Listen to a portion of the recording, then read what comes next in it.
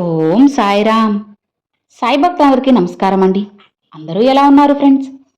మన సాయినాథుని దయవల్ల అందరూ బాగుండాలని మనస్ఫూర్తిగా కోరుకుంటూ ఈరోజు ఈ వీడియోనైతే స్టార్ట్ చేస్తున్నాను. ఇక ఈరోజు వీడియోలో బాబాగారు ఎలాంటి సందేశాన్ని తీసుకొచ్చారంటే, తల్లి చూడగానే నా విభూతిని తాకమ్మా, నీ జీవితంలో ఒక పెద్ద మిరాకిల్నైతే నేను జరిపించబోతున్నాను. నీ తండ్రిని నమ్మి నీ తండ్రిపై నమ్మకంతో ఇప్పుడే విను. తరువాత జరిగే అద్భుతం చూసి నువ్వే ఆశ్చర్యపోతావు తల్లి.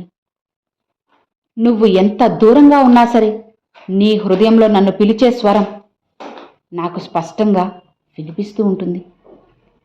ఈరోజు నేను నీ ముందుకు ఒక ఆశీర్వాదంతో వచ్చాను. ఈ విభూతిని తాకు. ఇక దేనికి కూడా భయపడకు, సందేహించకు. ఈ విభూది కేవలం బూడిద కాదమ్మా, ఇది నా కరుణ, నా ఆశీర్వాదం, నా ప్రేమ. నువ్వు ఎన్నో రోజులు ఎదురు చూస్తున్నావు కదా ఒక శుభవార్త కోసం. ఇక ఒక ఫోన్ కాల్ కోసం కూడా నువ్వు ఎదురు చూస్తున్నావు. ఒక మంచి సమాచారం కోసం ఎదురు చూస్తున్నావు. ఉద్యోగం కోసం లేదా సంతానం కోసం ఎదురు చూస్తున్నావు. వివాహం జరగాలని, అప్పుల బాధ తీరాలి అని ఆశపడుతూ ఉన్నావు. ఇలా నువ్వు ఎదురు చూస్తున్నటువంటి ప్రతి కోరిక, ప్రతి బాధ అన్నీ కూడా నాకు తెలుసు. రాత్రులు నిద్ర పట్టక బాధపడిన రోజులు కూడా నాకు తెలుసమ్మా. ఎవరికి చెప్పలేని కన్నీళ్లు తెలుసు. ఇప్పుడు విను, నా ఈ విభూతిని తాకు. ఖచ్చితంగా శుభవార్త వింటావు. నీ జీవితంలో నిలిచిపోయిన పని జరుగుతుంది. ఆగిపోయిన సంబంధం దగ్గరవుతుంది. నిన్ను పట్టించుకొని వారందరూ కూడా నీ విలువని గుర్తిస్తారు. నీ పేరు అందరి నోట వినిపిస్తుంది. విభూతి అంటే ఏంటో తెలుసా? ఈ ప్రపంచంలో ప్రతి బాధ చివరికి బూడిదవుతుంది. ప్రతి కష్టం ముగుస్తుంది. ప్రతి కన్నీరు ఒకరోజు చిరునవ్వుగా మారుతుంది. ఈ విభూది నీ భయాలను దానం చేస్తుంది. నీ అనుమానాలను, అవమానాలను అన్నీ కాల్చేస్తుంది. నీ దారిలో ఉన్న అడ్డంకులన్నీ కూడా బూడిద చేస్తుంది. ఇప్పుడు నువ్వు తప్పకుండా ఒక్కసారి కళ్ళు మూసుకో. నీ చేతిని నా వైపు చాపు. ఈ విభూతిని తాకుతున్నట్లు ఊహించుకో. ఆ తాకిన క్షణం నుంచి నీ జీవితంలో శుభ గడియలు మొదలవుతాయి. నేను చెప్పే సందేశాన్ని మనస, వాచ, కర్మన కళ్ళు మూసుకొని ప్రశాంతంగా విను తల్లి. అన్నీ కూడా మారుతాయి. నువ్వు సమయాన్ని వృధా చేసుకుంటూ ఉన్నావు కదా. అందుకే నేను చెప్పే 10 నిమిషాల సందేశాన్ని నువ్వు మనస్ఫూర్తిగా కళ్ళు మూసుకొని వింటే అన్నీ తెలుస్తాయి. నీ జీవితంలో శుభ సందేశం తప్పకుండా వస్తుంది. అది ఎలా వస్తుందో తెలుసా? ఒక కాల్ రూపంలో కానీ, మెసేజ్ రూపంలో కానీ, పెద్దవారి ఆశీర్వాద రూపంలో కానీ, లేదా అనుకోని అవకాశం రూపంలో కానీ ఖచ్చితంగా వస్తుంది. నువ్వు అనుకుంటావు, ఇంతకాలం ఏం జరగలేదు కదా బాబా, మరి ఇప్పుడు ఏం జరుగుతుంది అని. బిడ్డా, నీ సమయం వచ్చేసింది. నువ్వు ఎన్నో రోజులు ఎదురు చూశావు. అన్ని రోజులకు సమాధానంగా ఒక మంచి వార్త నీ దారిలో ఉంది. నీ ఇంట్లో నిశ్శబ్దం ఉంది కదా, ఆ నిశ్శబ్దాన్ని ఆనందహాస్యంగా చేస్తాను. నీ మనసులో ఉన్న భారాన్ని సంతోషం తుడిచేస్తుంది. ఈ రోజు నుండి ఒక మార్పు నీ ఇంట్లో మొదలవుతుంది.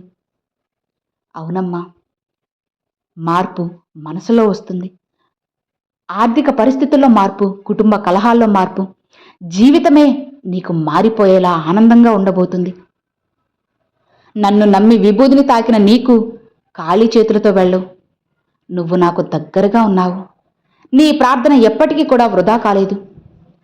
సప్త సముద్రాలు దాటైనా సరే నేను నీ కోరికలని నెరవేర్చడానికి వస్తున్నాను. ఉపవాసం వృధా కాలేదమ్మా. నీ కన్నీళ్లు కూడా వృధా కాలేదు. నీ పూజ కూడా వృధా కాలేదు. ఏవీ కూడా వృధా కాలేదు తల్లి.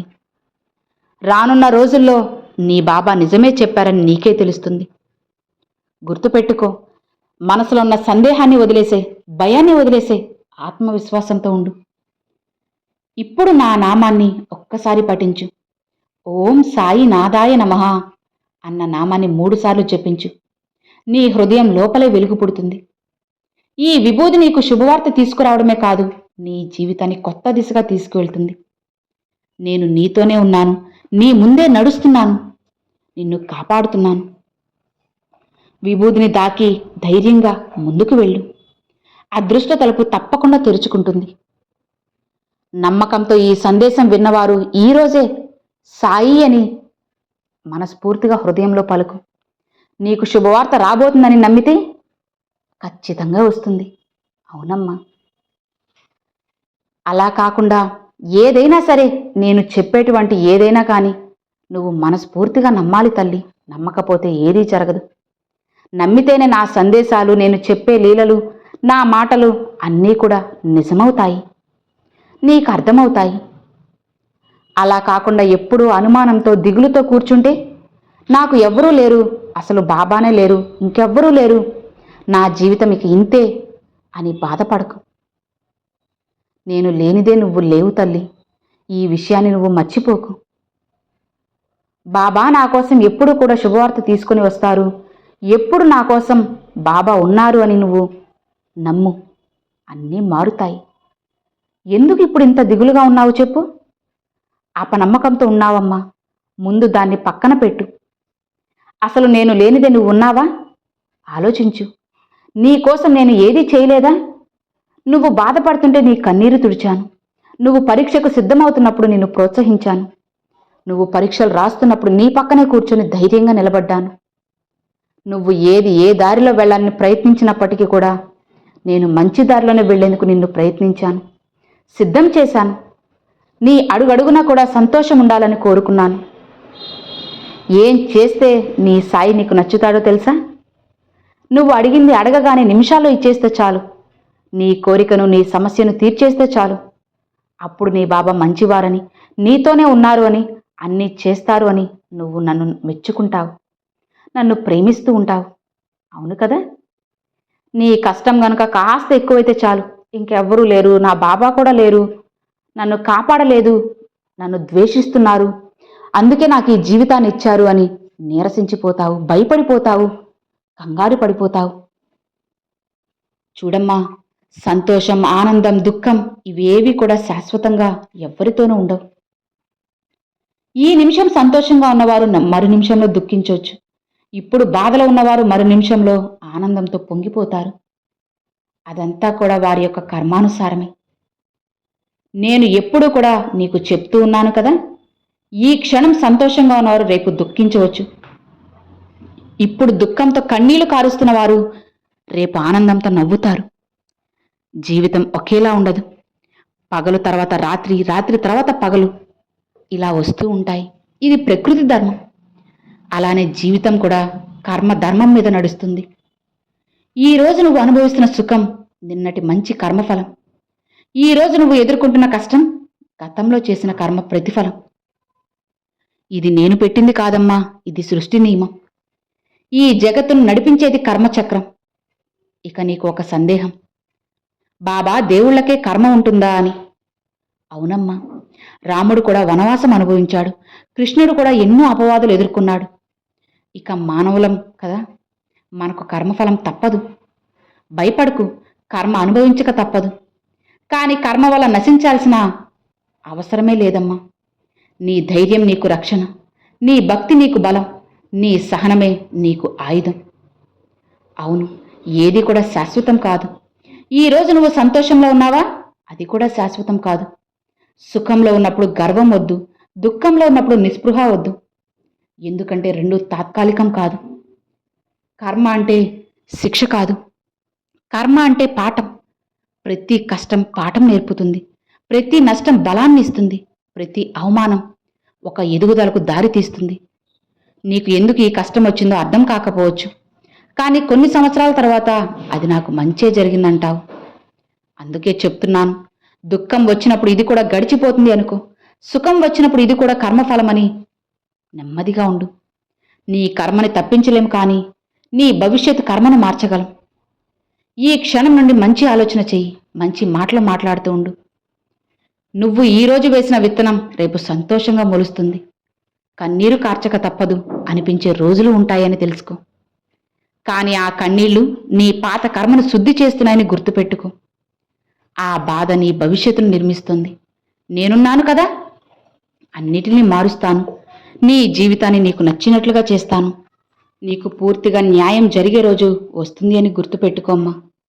ఈ జీవితంలో కష్టాలని నాకేనా బాబా అని ఎప్పుడూ కూడా నువ్వు అనుకోవద్దు. అలా బాధపడకు. నీ మనసులో ఎన్నిసార్లు ఆ ప్రశ్న వచ్చిందో నాకు తెలుసు. ఎందుకు నాకే ఈ సమస్యలు? ఎందుకు మా ఇంటికే ఇన్ని పరీక్షలు? ఎందుకు నా జీవితం ఇంత భారంగా ఉంది అని. ఒక్కసారి చుట్టూ చూడమ్మా. ఈ ప్రపంచంలో కనీసం తినడానికి తిండి లేని వాళ్ళున్నారు. కట్టుకోవడానికి దుస్తులు లేని అభాగ్యులున్నారు. నివసించడానికి గూడు లేని వాళ్ళు కూడా ఉన్నారు. రాత్రి ఆకలితో నిద్రపోయే పిల్లలు కూడా ఉన్నారు. వానలో తడుస్తూ జీవితం గడిపే కుటుంబాలు కూడా ఉన్నారు. చేయడానికి పని లేక కన్నీళ్లు కార్చే యువకులు కూడా ఉన్నారు. నువ్వు ఈరోజు బాధపడుతున్నావు, కానీ తినడానికి నీకు ఒక గింజైనా ఉందా? నిద్రపోవడానికి ఒక మూల ఉంది కదా. నిన్ను ప్రేమించే కనీసం ఒక మనిషి ఉన్నారు కదా. ఇక నువ్వు ఎంత గొప్పవాడివో తెలుసా? భగవంతుడు నీకు ఇచ్చిన జీవితం ఎవ్వరికీ దక్కని వరం. సమస్యలు చిన్నవని అనడం లేదు. నీ బాధ నిజమే, కష్టం నిజమే, నీలో ఉన్న బలం కూడా నిజమే. ఏది వచ్చినా సరే కంగారు పడకుండా ముందుకు వెళ్ళమ్మా. ఇంకా నీకు ఆలోచించే మెదడు ఉందంటే కనుక నీ సమస్యకు పరిష్కారం దగ్గరలోనే ఉంది. జీవితం ఒక వరం, దాన్ని తక్కువగా అంచనా వేయకు. ప్రతి ఉదయం లేచే అవకాశం ఒక కొత్త ఆశ. ప్రతిరోజు నీకు ఇచ్చిన బహుమతి. నీ జీవితాన్ని ఇతరులతో పోల్చుకోకు. నీ ప్రయాణం ప్రత్యేకం, నీ కథ కూడా ప్రత్యేకం. నీకు ఇచ్చిన పరీక్ష నీ శక్తికి తగ్గట్టే ఉంటుంది కదా.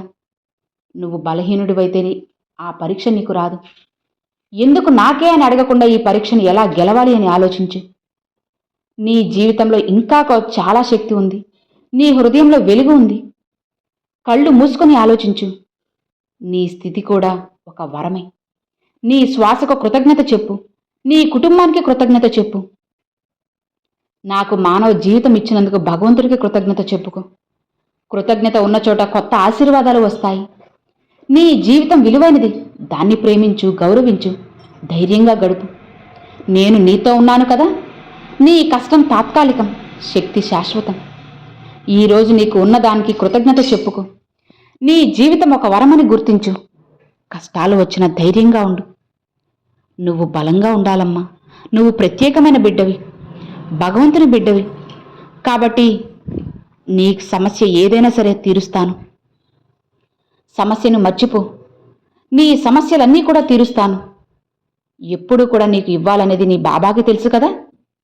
సమయం రాగానే నువ్వు అడగకపోయినా అన్నీ నీకు అందేలా చేస్తాను. అన్నిటికీ కాలమే సమాధానం చెబుతుంది తల్లి. అయినా కూడా ఎంతటి భాగ్యవంతమైనటువంటి జీవితాన్ని ఇచ్చినా కూడా నువ్వు ఏదో కోల్పోయినట్లుగా ఇప్పుడు ఎక్కువగా ఆలోచిస్తున్నావు. అలా ఎప్పటికీ ఉండకు. అప్పుడు నీకే అన్నీ తెలుస్తాయి. ఒక్కసారి ఆలోచించు. ఆరోగ్యాన్నిచ్చాను, తిండికి బట్టకి లోటు లేకుండా చేస్తున్నాను. ఇవి చాలవా? నీ కుటుంబాన్ని పోషించే శక్తిని నువ్వు చేసే ప్రయత్నం మీదే ఆధారపడేలా చేస్తాను. అందుకు నేను కేవలం నిన్ను ముందుండి నడిపిస్తాను. అంతవరకే నా బాధ్యత. తర్వాత చేయాల్సిన కష్టమంతా కూడా నీదే. నీ కష్టంలో వచ్చే ఆనందం ఏంటో, ఆ విలువ ఏంటో అప్పుడు అర్థమవుతుంది. కాబట్టి ఎక్కువగా దేనిని కూడా తొందరపడకు. పనిలో ఆలస్యం అవుతుందని బాధపడకు. నిరాశ చెందకు.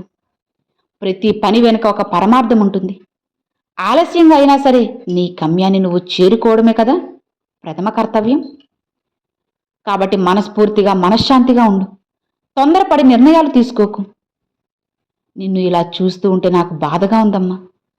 ఇలా దుఃఖంతో, మనసుని బాధలతో, కష్టాలతో సతమతమైపోతూ ఉంటే ఎవరికి చెప్పుకోవాలో, ఏం చేయాలో తెలియని దీనస్థితిలో నువ్వు ఉన్నావు. ఆ స్థితి నుంచి బయటికి రా.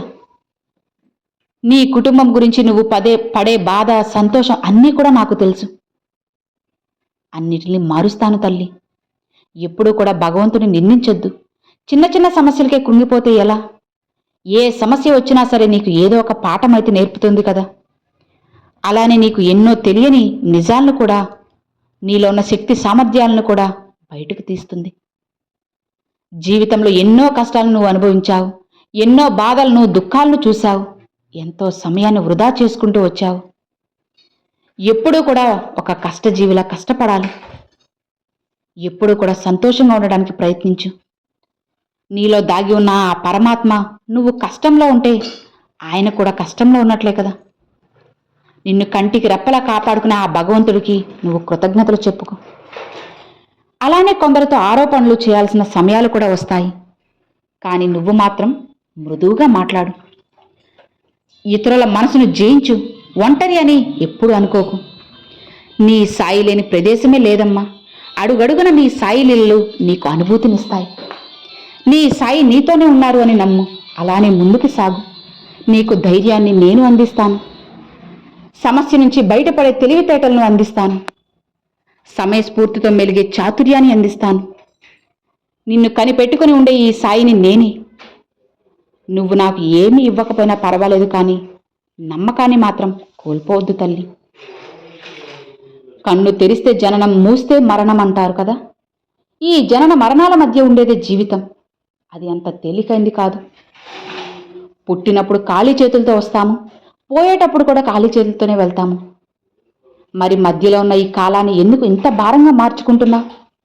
అంత కోపం ఎందుకు? ఈర్ష్య ఎందుకు? అహంకారం ఎందుకు? ఇచ్చిన జీవితం కొన్ని సంవత్సరాల ప్రయాణం మాత్రమే.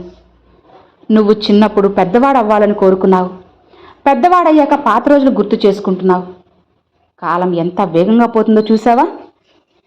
నిన్న జరిగినది ఈరోజు జ్ఞాపకమైంది. ఈరోజు జీవిస్తున్నది రేపు జ్ఞాపకం అవుతుంది. అందుకే చెప్తున్నాను, జనన మరణం మధ్య జీవితం అనే శ్వాస అంతే.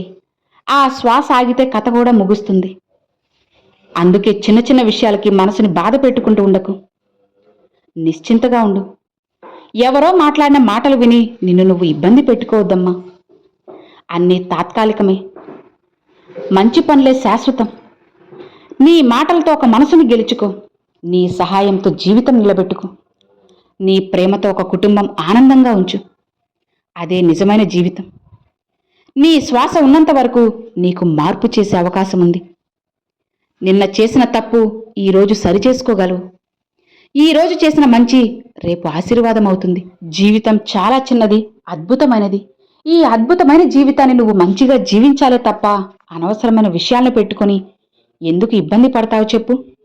ఇక నిశ్చింతగా ప్రశాంతంగా ఉండు. అన్నిటిని మార్చి నీ జీవితాన్ని నీకు నచ్చినట్లుగా మారుస్తాను. నీ బాబా చెప్పింది అర్థమైంది కదా? ఇక హాయిగా ప్రశాంతంగా ఉండు అని బాబాగారు ఈరోజు ఈ సందేశాన్ని పంపించారండి. సో విన్నారు కదండి, ఈరోజు బాబాగారు పంపించిన ఈ సందేశం మీ అందరికి నచ్చింది అని అనుకుంటున్నాను. నచ్చితే ఒక లైక్ చేయండి, మరికొంతమంది సాయి భక్తులకు షేర్ చేయండి. ఫస్ట్గా మన ఛానల్ చూసేవాళ్ళు సబ్స్క్రైబ్ చేసి సపోర్ట్ చేయండి friends. Thanks for watching. Om Sairam.